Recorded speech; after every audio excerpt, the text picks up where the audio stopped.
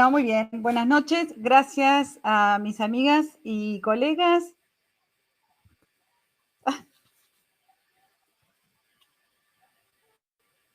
Ok. ¿Sigo? Bien. Perfecto. Bueno, primero agradecer a mis amigas, a la doctora Karina Hardy y a la doctora Mariana Valentino, bueno, por haberme convocado. Y bueno, hacer un repaso de este tema que a todos nos ha traído en algún momento algún inconveniente. La idea es hablar de cómo abordar algún caso difícil de algún paciente que haya tenido una taquicardia paroxística. Bueno, la idea fue presentar un caso y de qué manera podremos y lo pudimos solucionar.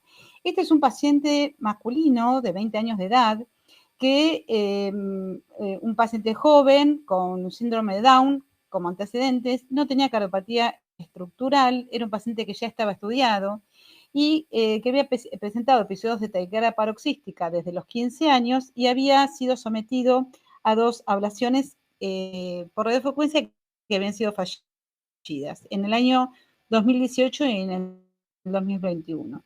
Así que nos derivan a este paciente por un cuadro de episodio sincopal, así que y con un electro-basal y con estos antecedentes. Por lo tanto, en el electro tenía signos de preexcitación, ahora vamos a comentar el electro, y por supuesto nosotros le propusimos, debido a los antecedentes y al motivo de consulta y derivación, un nuevo estudio electrofisiológico y una ablación, con una opción a crioablación. Ya después lo vamos a comentar. Bueno, así que de por sí era un caso clínico complejo, también por las condiciones del paciente. Este era el electrocardiograma por el cual nos llega al consultorio, un electrosinusal, donde vemos una preexcitación permanente o persistente en todo el registro. Y vamos a destacar algunos datos para ir orientándonos dónde podía haber llegado a estar esta vía y por qué se había fracasado ya en 2 oportunidades. Bueno, como vemos, es un electrocardiograma que si yo miro inicialmente las derivaciones precordiales, veo una onda delta negativa en B1 con una transición entre B1 y B2, así que ya me puedo ir orientando de que es una vía septal. Y cuando veo las derivaciones en cara inferior, veo una onda delta negativa, posiblemente positiva isodifásica en D2 y en ABF. Convengamos que es muy importante conceptualmente el primer dato de determinar que uno no puede localizar con exactitud una vía accesoria por un electro de superficie, considerando varias variables que hay que tener en cuenta, como por ejemplo la fusión con la despolarización por el sistema de conducción normal, las características anatómicas del corazón y la locación del corazón, ¿no es cierto?, también. Así que hay muchas variables, por lo cual uno no puede hacer una localización precisa, pero sí orientarnos dónde está esta vía. Bueno, nosotros pensamos que esta vía es una vía posteroseptal. Bueno, considerando el electro, nosotros le pedimos al paciente que le indicamos un estudio electrofisiológico y ablación. Y lo que pudimos ver en este caso es el primer paso que uno debe tener en forma para poder ver la preexcitación máxima. O sea, clínicamente nosotros podemos ver la preexcitación máxima en 3 condiciones, ¿no es cierto? Un paciente que tenga una fibrilación auricular con máxima preexcitación, un paciente que tenga una taquicardia antidrómica, o un paciente que digamos que uno utilice adenosina, o la cuarta posibilidad es en el laboratorio haciendo esta maniobra, que es tratando, ¿no es cierto?, de hacer una estimulación a nivel auricular para ver la preexcitación máxima. Eso es lo que hicimos, es el primer paso, ¿sí?, que nos permite orientarnos y vemos con esta preexcitación que realmente coincide que había una onda delta en B1 con una transición bastante precoz entre B1 y B2, ¿sí? Así que a mí ya me orienta a que es una vía septal. Y para considerar que sea posteroseptal, tengo el dato que tengo una de 3 negativa. Ese dato también es un dato fehaciente con un eje inferior. Así que hay otros datos indirectos que uno podría empezar a decir, bueno, es una posteroseptal derecha, que después lo vamos a comentar. Tiene características para hacer una posteroseptal esta vía, D1 y ABL son positivas también, y todas las precordiales, desde B2 a B6. Así que lo que yo sí puedo decir es que es una vía posteroseptal y que saco la posibilidad de que este paciente tenga una vía en alguna de las paredes laterales. Cuando medimos los parámetros básicos de este paciente, para que sea bien evidente, les comento entonces que tenemos el catéter en aurícula derecha, proximal y distal, después tenemos el GIS proximal y distal, y el seno coronario, nosotros en el laboratorio, hago el comentario porque a veces eso varía según los laboratorios, tenemos el seno coronario proximal a distal.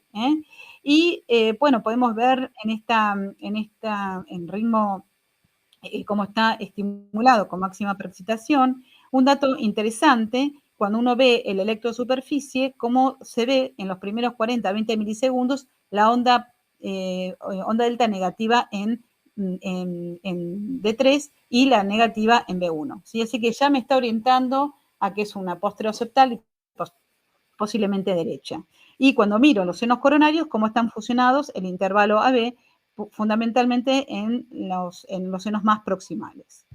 Bueno, con una medición de un intervalo HB de 20 milisegundos y, bueno, para no describir todo el estudio electrofisiológico, sí les puedo comentar que fue un estudio que nosotros mapeamos, hicimos un protocolo muy, digamos, meticuloso de mapeo de todo lo que fue el septum anterior, septum medio, septum posterior, todo lo que fue también el anillo tricuspidio, justamente porque era un paciente que tenía ya dos ablaciones fallidas.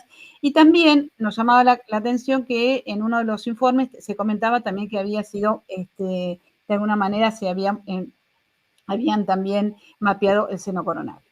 Bueno, nosotros entonces, una vez que hicimos todas estas maniobras de mapeo, es cierto que a nivel del seno coronario no teníamos un intervalo AB muy corto, sí se acortaba, pero no era muy precoz, y cuando se hizo una maniobra con el catéter, acá les voy a mostrar el video, fíjense, este es en esta oblicua, el seno coronario, como acá tenemos entonces cómo se ubicó, ¿no es cierto?, el catéter, después de varias maniobras para mapear y conseguir un intervalo AB lo más corto posible, cómo pudimos, digamos, con el catéter, colocarlo en la boca del seno y realmente queda como agarrado, por así decirlo, en alguna boca de alguna de las otras venas. Quizás de alguna de la vena más pequeña, que está muy proximal al seno coronario, a la boca del seno coronario. Hago este comentario, perdón. Hago este comentario porque es importante cuando nosotros hicimos la ablación directamente, justamente que es uno de los puntos más importantes que hemos localizado con exactitud, porque en cuanto se comienza a aplicar la radiofrecuencia, acá lo vemos cómo se ve con la flecha de colorado, cómo vemos la preexcitación, el intervalo AB, fíjense cómo está, qué interesante es este potencial, cómo en el segundo latido ya comienza a separarse y en el tercer latido, desde que comenzamos con la ablación por radiofrecuencia, el intervalo AB está ya limpio de preexcitación, se abre el intervalo B.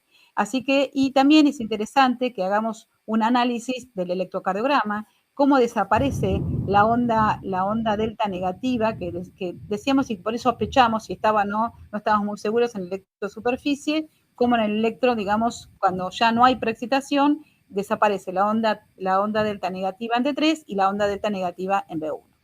Bueno, una vez que hicimos este caso, ahí tenemos el electrocardiograma de 12 derivaciones, sin preexcitación, cumplimos todo el protocolo de los tiempos de espera, inclusive clínicamente el paciente ya fue seguido, ya tiene varios meses de su ablación y el paciente está muy bien y sin preexcitación. Bueno, por lo tanto, digamos, a raíz de este caso que me parece que es interesante que sea un poco el disparador, por supuesto que sabemos, y nosotros, sobre todo como electrofisiólogos, que la ablación por radiofrecuencia es una indicación 1A en pacientes portadores de un síndrome de Wolff-Parkinson-White, es decir, que tenga una vía accesoria y que esté asintomático. Lo que sí es muy importante es que nosotros sabemos también que la ubicación precisa y exacta del catéter es lo que nosotros debemos lograr para obtener un éxito en la ablación. Entonces, es muy importante tener una aproximación diagnóstica con el electrocardiograma para saber si estamos hablando de vías que están en las paredes laterales o a nivel septal. Si nos toca un paciente en estas condiciones con una vía septal, una vía posteroseptal, o que involucra todo el área, digamos, posteroseptal, bueno, ahí vamos a saber cuáles son las posibles complicaciones, vamos a saber que los procedimientos van a ser más largos, que tiene una recurrencia del 10%, porque estamos hablando de vías que se encuentran en una vía, en una zona anatómicamente complicada. Entonces, para hacer un repaso del área posteroseptal, que es donde transcurren estas vías, el área posteroseptal, por ejemplo, es interesante ver este dibujo, que de alguna manera el área posteroseptal o la cruz del corazón es el área posterior, ¿no es cierto?, del corazón, que se caracteriza porque tiene el sulcus interauricular, digamos, desplazado hacia la izquierda, como lo ven acá, con respecto al sulcus interventricular, y el sulcus auriculoventricular o el anillo auriculoventricular derecho está más bajo que el izquierdo. Y una característica anatómica importantísima, porque es muy importante tener lo que se llama las proximidades anatómicas, es que la aurícula derecha forma junto con el ventrículo, con el seno coronario, abraza a la aurícula izquierda, ¿no? Entonces, todas estas relaciones anatómicas van a ser muy importantes cuando nosotros coloquemos los cateteres y busquemos dónde va a estar nuestra vía. Fíjense en el área posteroseptal, dónde está ubicada, y involucra lo que se llama el espacio piramidal.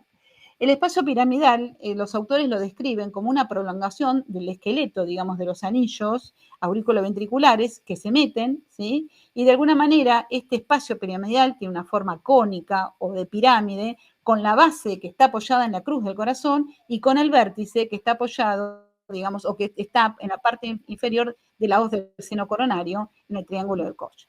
Entonces, esta zona también transcurre por debajo del seno coronario y también es importante porque ahí también transcurren no solamente vías accesorias, sino que la arteria del nodo auriculoventricular.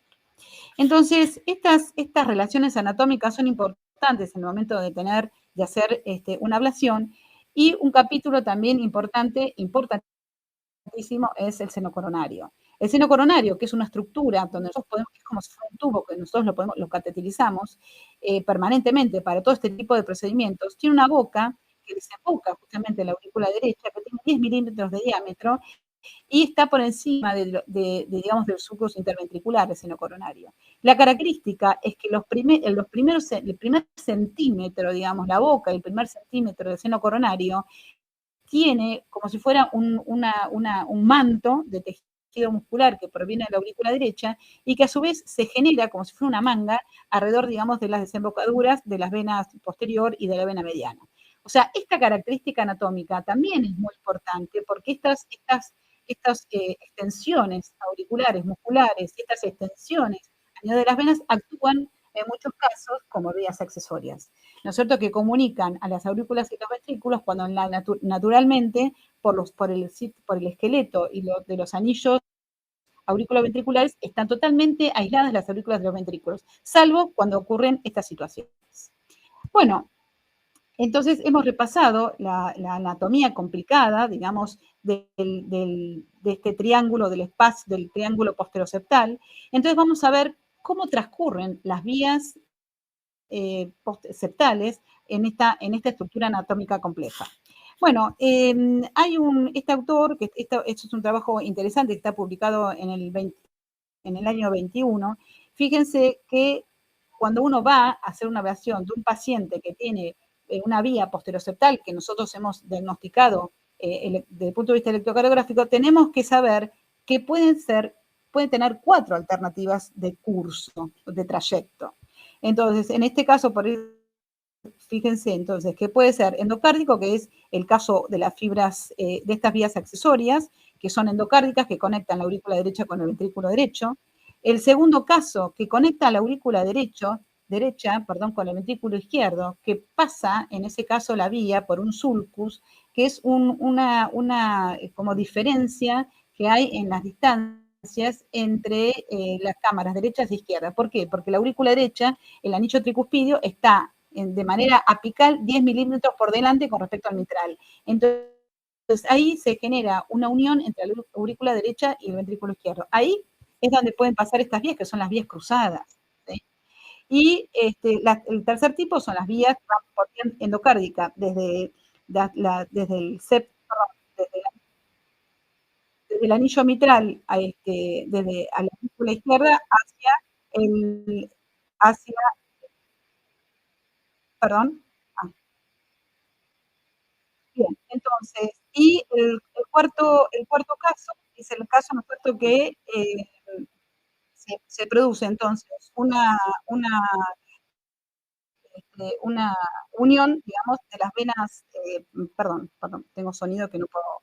Entonces, la presencia entonces de vías accesorias que se ubican en nivel del seno coronario y que conectan el seno coronario, ¿no es cierto?, con el ventrículo izquierdo. En este caso, por ejemplo, son vías que transcurren por las venas, por este caso, por la vena mediana.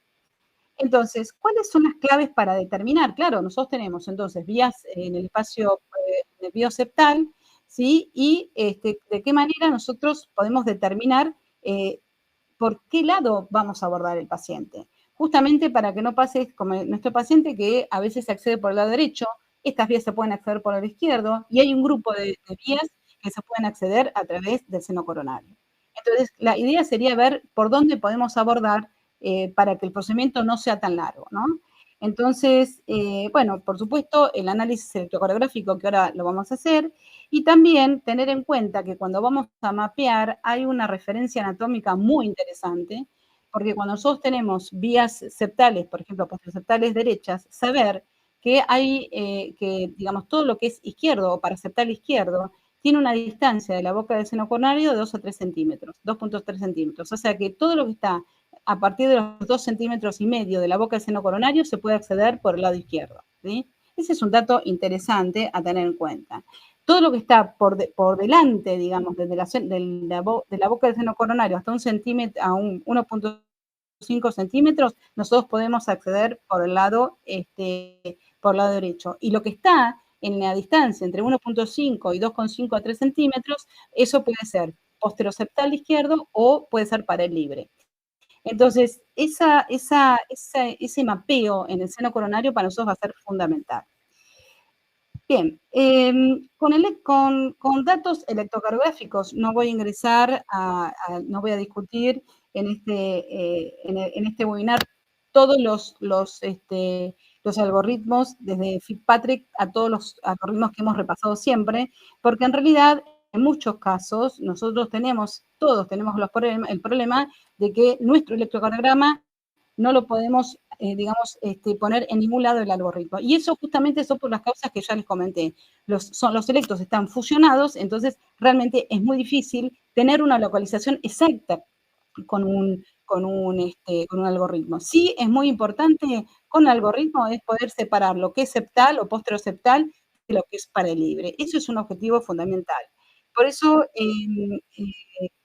nosotros tenemos algunos datos importantes que son los siguientes. Por ejemplo, todo lo que es posteroseptal, que tiene una onda delta negativa en por lo menos 2 derivaciones, que de 1 de ABL siempre en las posteroseptales es positiva y que hay una transición precoz de la onda R en las precordiales derechas. Esos 3 datos a nosotros nos dice que estamos en presencia de una vía posteroseptal. O sea, tenemos que concentrarnos en discernir la localización exacta de esa vía en esa área anatómica compleja. Este trabajo, que es un trabajo muy importante, muy interesante, del año 2022, saliendo de, ¿no es cierto?, de los algoritmos, que habla, ¿no es cierto?, un poco de la prevalencia, perdón.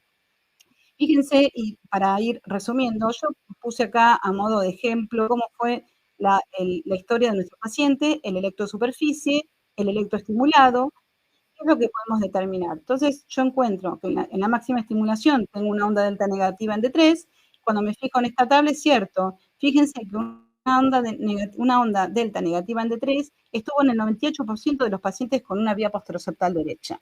Y otro dato interesante de nuestro paciente es la presencia de una onda delta negativa en B1, ¿sí? También me ayuda a pensar, otro dato, de que podría ser un posteroseptal derecho, porque en este trabajo está en el 84% de los casos.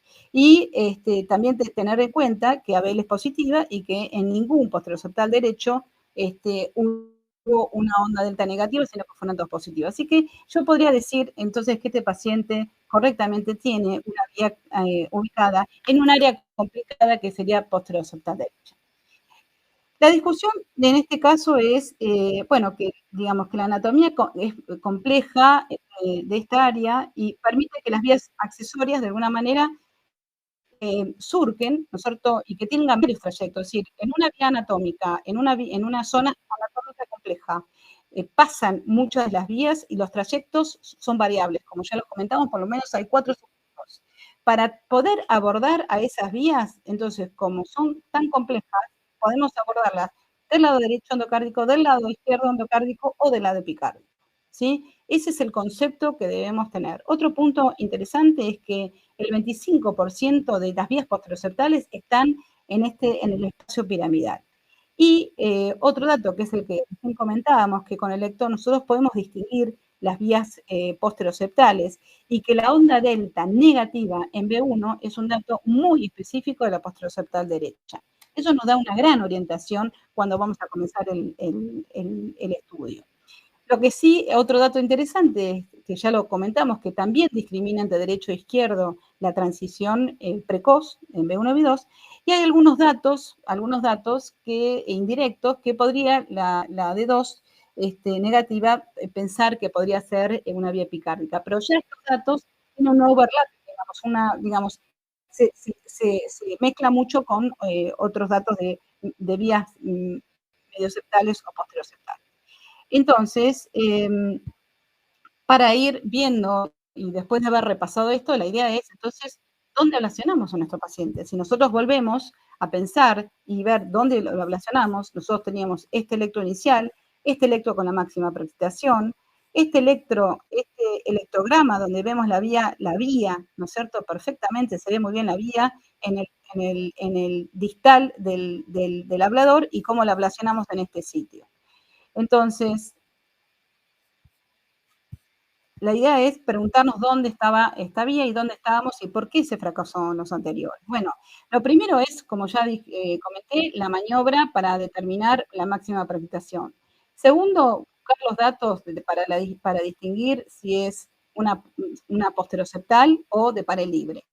Y el tercer dato, digamos, es hacer un mapeo muy pormenorizado y nunca olvidarnos del seno coronario y hacer alguna maniobra, sobre todo en la zona de la boca, y ver que quizás también se pueda meter el catéter, como es para nosotros, fue en nuestro caso, en alguna de estas de las venas, digamos, previas a la vena cardíaca mediana. Esa es una posibilidad.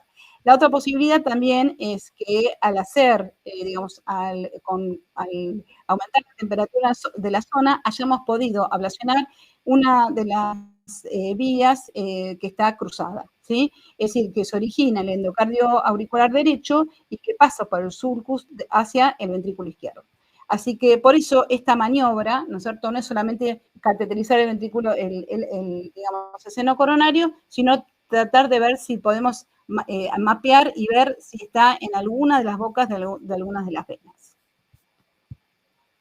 Bueno, esto es el gráfico que ya les mostré anteriormente. Esta es la discusión que tuvimos con nuestro grupo, si realmente nos habíamos metido en la vena cardíaca más pequeña, que está, digamos, dentro del centímetro y medio prácticamente del seno coronario, y de esa manera, con la ubicación, digamos, en la punta del catéter bien metida, pudimos de alguna manera ablacionar esta vía que había sido tan difícil y tan rebelde.